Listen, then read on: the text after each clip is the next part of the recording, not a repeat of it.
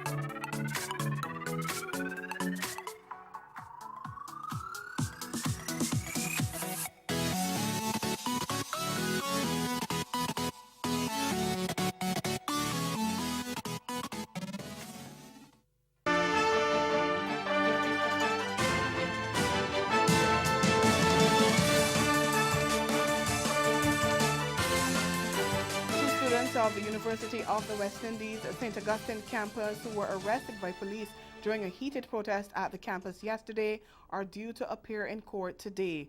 The two members of the Student Guild Council have been charged with using obscene language, blocking the main thoroughfare, and resisting arrest. They were arrested after they allegedly tried to prevent officers from reopening the UWI's southern gates to traffic during a protest by students who were calling for UWI management to do better with the handling of student safety on the campus. The protest was sparked by Tuesday's attack and attempted sexual assault of a second-year female student by an unknown assailant at the Student Activity Center. Attorney at law and Member of Parliament for St. Augustine, Prakash Ramadar, is representing the students. He told TV6's morning program that the protesting students had valid concerns. The students were on a noble cause, and they put it like that, and to have allowed it to have escalated. Both sides, I'm not taking one side or the other, and what we have are two young gentlemen whose lives are ahead of them now with criminal charges before the courts on an issue that should have been diffused much earlier than that. So, but we will deal with the issues in the court in terms of evidence, because there are at least two sides to every story. They are now charged, but I have instructions that they contradict what the police may be saying, and we'll see how the court will determine the issue. Still in Trinidad and Tobago, a victory for state-owned oil company Petrotrin. The appeal court late yesterday evening dismissed an injunction granted to the Oilfields Workers Trade Union last week by the Industrial Court that had effectively brought a halt to the company's plan to issue termination packages to more than 5,000 employees. This means the company has the green light to continue sending home workers ahead of the refinery's closure at the end of next month. The High Court had put a stay on the injunction pending the hearing of Petrotrin's challenge to it, and after hearing from both sides and considering their submissions, a three-member appeal panel ruled in Petrotrin's favor. In discharging the injunction, Chief Justice Ivor Archie said the Industrial Court failed to demonstrate that it properly considered evidence on the national economic impact of Petrotrin and what was likely to happen if the injunction stayed in place, including a downgrade of the country's credit rating and the possibility of creditors seeking to have the company liquidated. While Petrotrin was successful in having the injunction discharged, the appeal court did not support the arguments that the Industrial Court did not have the jurisdiction to grant injunctions. In Guyana, one of the three prisoners who escaped from the Lusignan prison earlier this week has been recaptured. Acting Prison Director Gladwin Samuels says murder-accused Travis Evans was nabbed this morning by Joint Services ranks at the Linden Highway Junction after being alerted to his presence by citizens.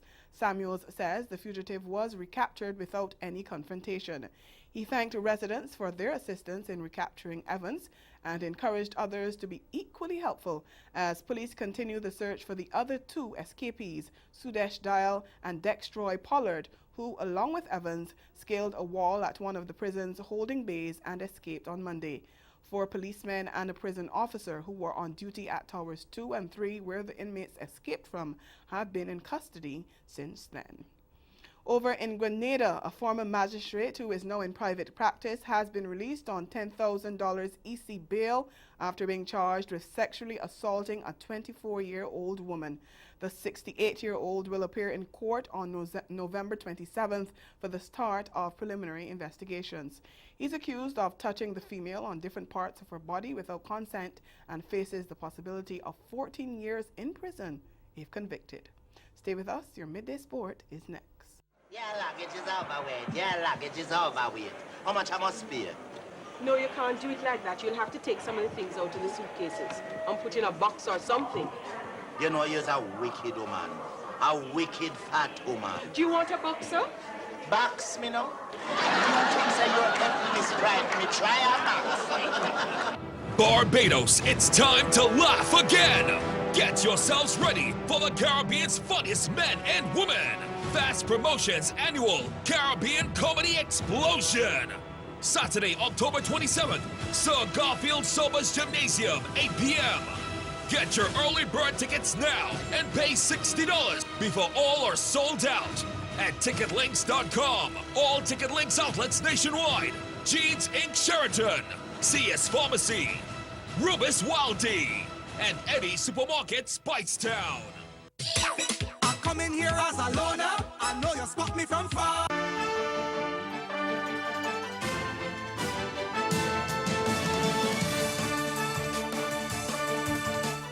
Rakeem Cornwall's unbeaten century condemned USA Cricket to their 5th loss in 6 games as they went down by 47 runs via the Duckworth-Lewis method to the Leeward Islands Hurricanes in their rain-affected Group B match in the Regional Super 50 at the 3Ws Oval yesterday. The 25-year-old slammed an unbeaten 125 from just 93 deliveries to lead the Hurricanes to 248 for 7 after the inclement weather had reduced their innings to 49 overs. USA then struggled to get up to 131 for 7 off 36 overs when heavy showers eventually ended play, with them 47 runs short of the required target at that stage. Cornwall came to the crease with his side in trouble at 74 for 4 in the 21st over and helped stage a remarkable recovery. He also contributed with the ball, snagging the important wicket of captain Jaskaran Malhotra as well as Aaron Jones as they fell to 96 for 5 in the 32nd over. By the time the rains came and the Hurricanes were well on their way to victory, with the Duckworth-Lewis method eventually having the final say.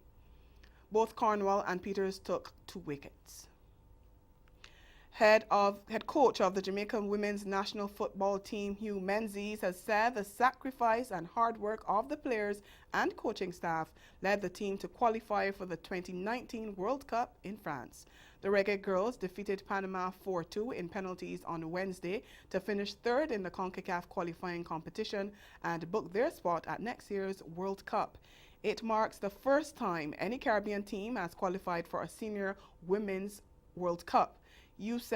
Menzies said, quote, "I'm telling you the amount of sacrifices we've made, the staff, the players, for the country. We're going to change the culture back home. How they perceive women, it's changed," end quote. Describing the win as more than football, the coach said there would be huge celebrations back home on the team's arrival. Menzies thanked Bob Marley's oldest daughter, Cedella Marley, who played a crucial role in helping to restart the women's football program in Jamaica. And that's the Caribbean in 10. Join us at 6:30 this evening, the Caribbean Newsline. Good afternoon.